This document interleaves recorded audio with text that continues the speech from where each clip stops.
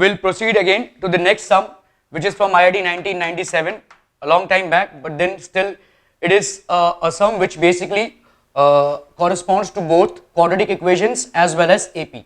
So here we have, let P and Q be the roots of the equation x square minus 2x plus a, where a is not given to you, is equal to 0, and let R and S be the roots of the equation x square minus 18x plus b is equal to 0.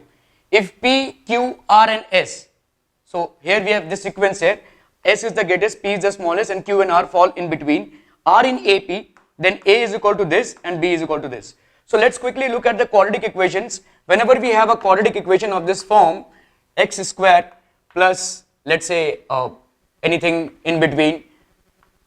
So if we have a quadratic equation and we have its roots as alpha and beta, we know that alpha plus beta will be equal to minus b by a, and alpha beta will be equal to c by a, where the quadratic equation is ax square plus bx plus c.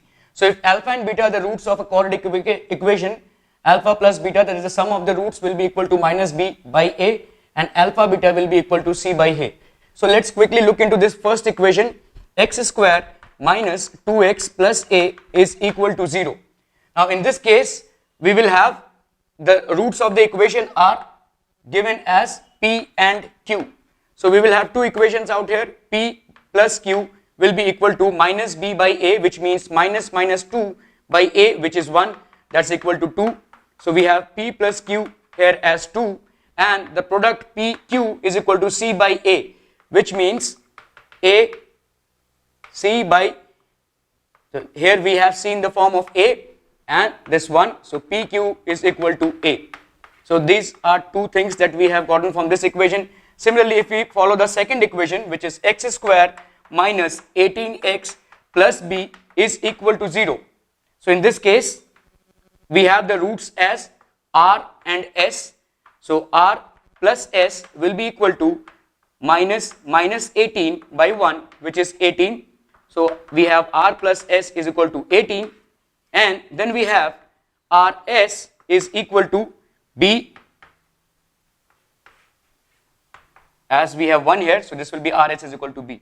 Now since we have 4 terms, now let's look at this AP, which is having the 4 terms as P, the consecutive terms P, Q, R and S. So let's take this as I've already stated, let's take this as A minus 3D. This becomes A minus D, A plus D, and then we have A minus 3D. So basically the common difference here is 2D. If we look into this, each one of them will have a common difference of 2D.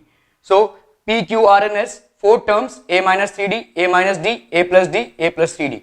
So let P is equal to A minus 3D, so Q is equal to A minus D, R is equal to A plus D, and S is equal to A plus 3D. Now let's frame the equations out here. P plus Q is 2, which means P plus Q is equal to 2, that means A minus 3D plus A minus D is equal to 2. In this case, what do we have? 2A minus 4D is equal to 2. We add A and we add these two because both are negative. We get this divided by 2. You get A minus 2D is equal to 1. So this becomes your equation number 1. We have 2 things to solve, A and D. So obviously we will need 2 equations. Now how do we get the second equation out here? R plus S is equal to 18. R plus S is equal to 18, which means for R we can write A plus D, and for S we can write A plus 3D. This is equal to 18. If we add both these A's, we get 2A. If we add both these D's, then we get 4D is equal to 18. We get this divided by 2.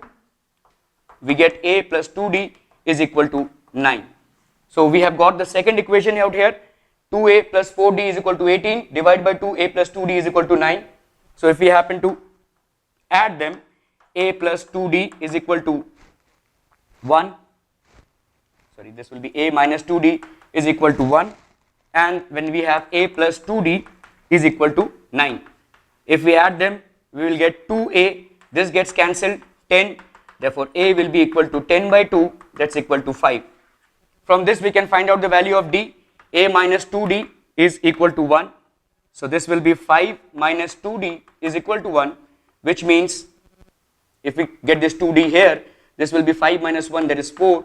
So d will be 4 by 2, that is 2. Now we can get all these 4 terms are in AP, then we have to find the value of a. Now we know that a is equal to p into q. So obviously what will be the value of p out here? P is a minus 3d, a minus 3d. So in this case we have 5 minus 3 into 2, which gives you 5 minus 6, that's minus 1.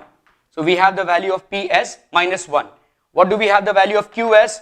Q is a minus d, as we have calculated the value of a as 5, 5 minus 2, that's going to be 3. So PQ is equal to A, which means that P, for which we have a value of minus 1, into Q, for which we have a value of 3, is equal to A.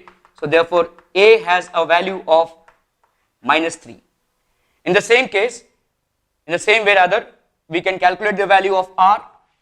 For the value of R, we have here A plus D, which means if we happen to take the value of A as 5 and D as 2, we get R is equal to 7.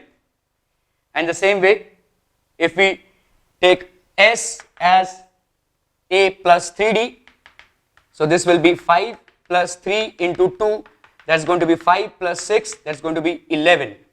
So for the value of R we have 7, for the value of S we have 11.